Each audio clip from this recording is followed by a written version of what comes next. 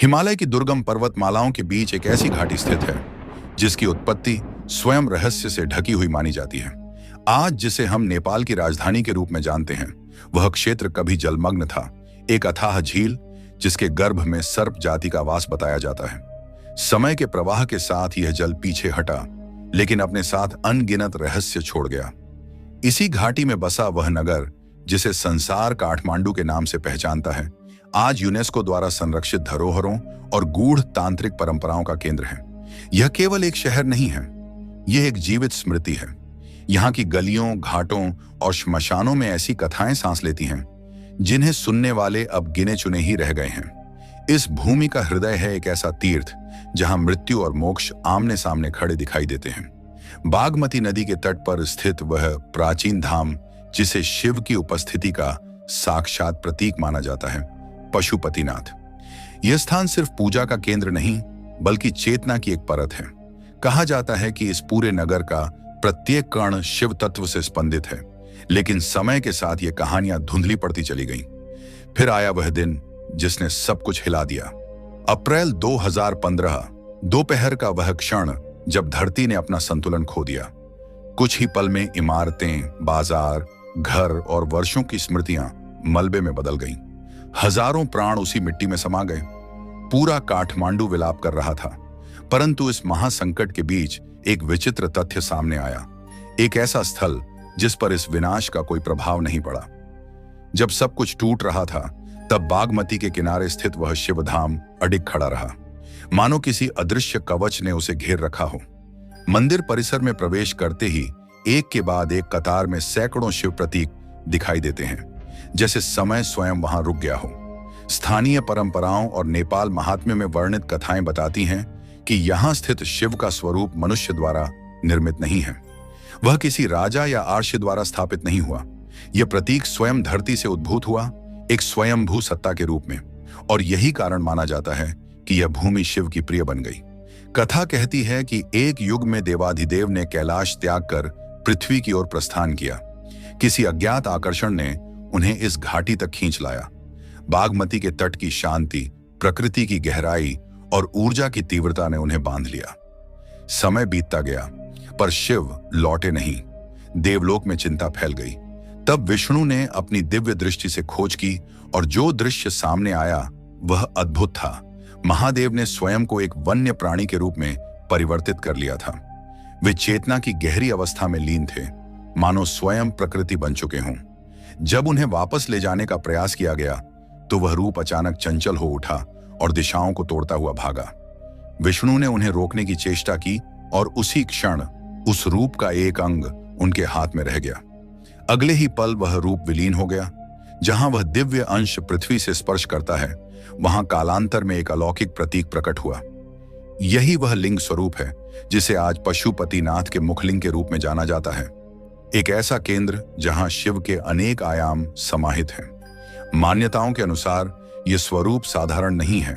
इसमें 4 नहीं बल्कि 5 आयाम हैं। 4 रूप वे हैं जिन्हें श्रद्धालु देख सकते हैं, लेकिन 5वां आयाम दृश्य नहीं है। तांत्रिक ग्रंथों में इस गूढ़ स्वरूप का वर्णन एक ऐसी चेतना के रूप में किया गया है जो सृजन, विनाश और पुनर्जन्म तीनों का मूल है। कहा जाता है कि यह रूप आंखों से नहीं, अनुभूति से प्रकट होता है। केवल वही साधक जो चेतना के उच्चतम स्तर तक पहुंचते हैं इस रहस्य को समझ पाते हैं। यह मंदिर केवल पत्थरों से बना ढांचा नहीं, यह एक जीवित द्वार है जो मनुष्य को उसके अस्तित्व के अंतिम सत्य से परिचित कराता है। भारत और नेपाल की इस प्राचीन भूमि में आज भी ऐसे अनकहे रहस्य दबे हैं जिन्हें इतिहास ने दर्ज नहीं किया, और शायद यही कारण है कि पशुपतिनाथ आज भी उतना ही रहस्यमय है जितना सदियों पहले था।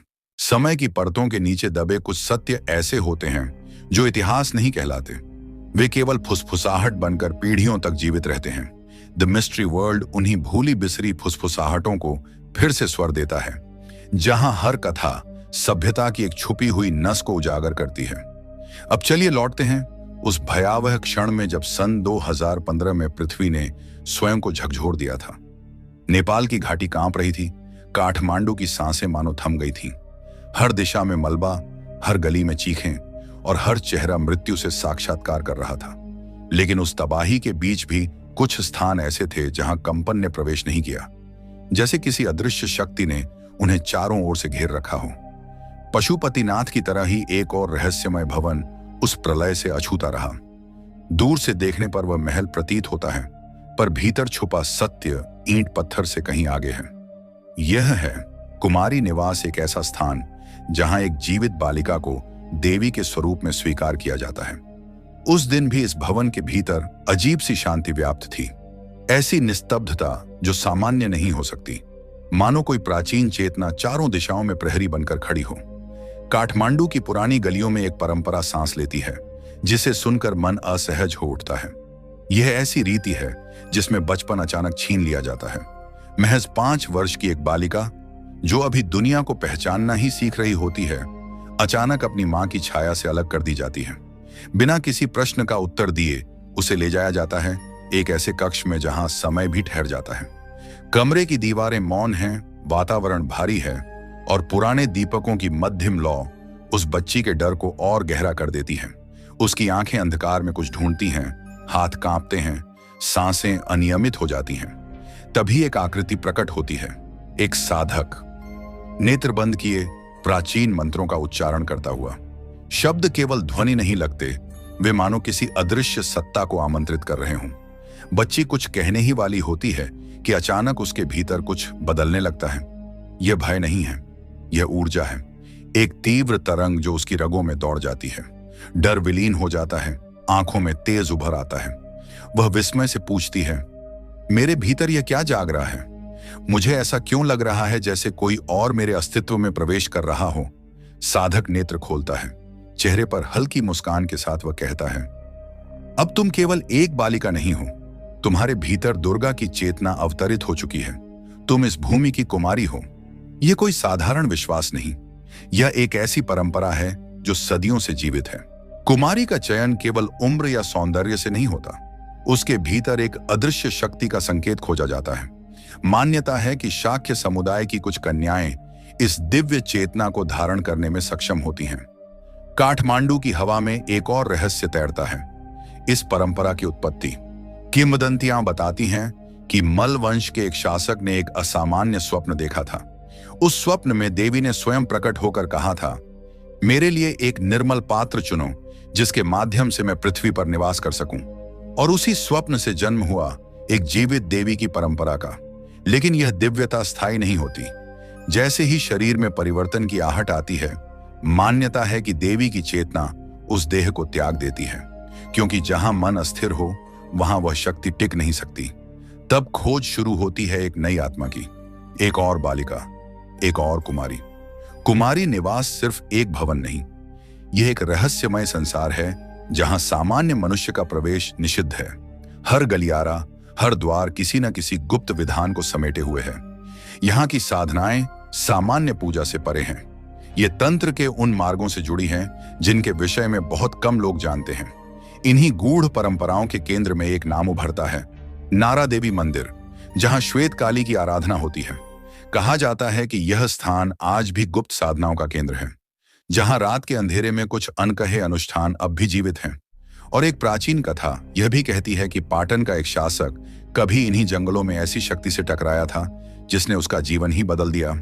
वन की निस्तब्धता उस समय टूटी जब एकाकी जंगल में भटकता हुआ शासक अचानक किसी अदृश्य खतरे को महसूस करने लगा। पत्तों की सरसराहट अब भयावह गर्जना में बदल चुकी थी। झाड़ियों के पीछे से एक विशालकाय हाथी उन्मत्त क्रोध में उसकी ओर बढ़ रहा था। उसके पैरों की थाप धरती को कंपा रही थी और हर क्षण मृत्यु का आह्वान कर रही थी। राजा ने बिना दिशा सोचे दौड़ना शुरू किया। श्वास उखड़ चुकी थी, शरीर सांस छोड़ने लगा था। तभी उसकी दृष्टि एक प्राचीन वृक्ष पर पड़ी, इतना पुराना कि उसकी जड़ों ने स्वयं धरती को चीर रखा था। उन्हीं जड़ों के बीच एक अंधकारमय गहवर था, मानो पृथ्वी ने स्वयं शरण देने के लिए द्वार खोल दिया हो। जीवन की अंतिम आस में वह उस गहराई में समा गया। भय, थकावट और पीड़ा ने मिलकर चेतना को ग्रस लिया। समय थम गया। जब आंखें दोबारा खुलीं तो सामने कोई मानव आकृति नहीं थी। वह उपस्थिति शब्दों से परे थी। रक्तवर्णी आभा से घिरी एक दिव्य स्त्री शक्ति, जिनकी दृष्टि में करुणा भी थी और काल भी। वह स्वरूप था मां श्वेता काली का। राजा कुछ कह नहीं पाया। उसके नेत्रों से अविरल अश्रु बहने लगे। उस मौन को तोड़ते हुए देवी की वाणी गूंजी, अब भय तुझ पर अधिकार नहीं रखता, तेरा समय अभी शेष है। क्षण भर में वह दिव्य प्रकाश विलीन हो गया, केवल कंपन शेष रहा। इस अनुभव ने राजा को भीतर तक बदल दिया। उसी स्थल को उसने शक्ति केंद्र घोषित कराया और वहां एक मंदिर की स्थापना हुई, नारा देवी। यह भवन केवल पत्थरों का ढांचा नहीं था, बल्कि तांत्रिक चेतना का प्रवाह केंद्र बन गया। मान्यता है कि यहां रखे गए प्रत्येक शिलाखंड में कोई न कोई बीज मंत्र निहित है। तांत्रिक परंपराओं में वर्णित है कि शक्ति को प्रसन्न करने के लिए केवल पुष्प और धूप पर्याप्त नहीं होते। यहां साधना, समर्पण और रक्त की प्रतीकात्मक आहुति का उल्लेख मिलता है। इसी कारण हर वर्ष विजयादशमी की रात्रि को यहां एक विशिष्ट अनुष्ठान संपन्न होता है, जिसमें एक महिष का बलिदान दिया जाता है, आस्था नहीं बल्कि ऊर्जा संतुलन के उद्देश्य से। ऐसी गूढ़ परंपराएं केवल इसी मंदिर तक सीमित नहीं हैं। काठमांडू की धरती पर अनेक ऐसे स्थान हैं जहां तंत्र आज भी श्वास लेता है। वैदिक ग्रंथों में वर्णन मिलता है कि शिव केवल संहारक नहीं बल्कि तांत्रिक ब्रह्म के अधिपति हैं और उनका काल भैरव रूप साधना की चरम अवस्था का प्रतीक माना जाता है। सन 2005 में काठमांडू में एक असाधारण अध्ययन कार्यक्रम आयोजित हुआ। यह कोई सार्वजनिक उत्सव नहीं था। इसका केंद्र था एक ऐसा अनुष्ठान जो वर्ष में केवल एक बार होता है, पूर्ण चंद्र की रात्रि को। कीर्ति मुख भैरव मंदिर में उस रात एक पंच आहुति यज्ञ होता है। 5 भिन्न जीवन तत्वों की प्रतीकात्मक बलि दी जाती है। यह कर्म भय उत्पन्न करने के लिए नहीं बल्कि मृत्यु और पुनर्जन्म के चक्र को समझने की साधना माना जाता है। भैरव यहाँ केवल विनाश के देव नहीं हैं, वे द्वारपाल हैं, उस सीमा के जहां से आगे केवल मुक्ति है। शायद इसी कारण हर वर्ष असंख्य लोग पशुपतिनाथ की ओर खींचे चले आते हैं। लेकिन यहां उन्हें केवल शांति नहीं मिलती, यहां जीवन का वह यथार्थ मिलता है जिसे आंखें देखना तो चाहती हैं पर मन स्वीकार नहीं कर पाता। एक ओर मंदिरों में घंटियों की गूंज है, मंत्रों की तरंगे हैं, दूसरी ओर आर्य घाट पर धधकती अग्नि। बिना किसी आवरण के खुले आकाश के नीचे देह को राख में परिवर्तित होते देखा जाता है। यहां मृत्यु छिपाई नहीं जाती, उसे स्वीकारा जाता है। बागमती नदी के तट पर अंतिम संस्कार केवल विदाई नहीं बल्कि कर्मों से मुक्त होने की प्रक्रिया मानी जाती है। कहा जाता है कि जो आत्मा यहां देह त्यागती है वह पुनः जन्म के बंधन से परे चली जाती है। काठमांडू कोई साधारण नगर नहीं, यह एक बहुस्तरीय रहस्य ग्रंथ है जिसमें हर मोड़ पर इतिहास, तंत्र और अध्यात्म एक दूसरे में विलीन हो जाते हैं। यहाँ हिंदू और बौद्ध परंपराएं विरोध नहीं, सहअस्तित्व में सांस लेती हैं। पशुपतिनाथ केवल मंदिर नहीं, वह शिव की जीवित चेतना का संकेत है।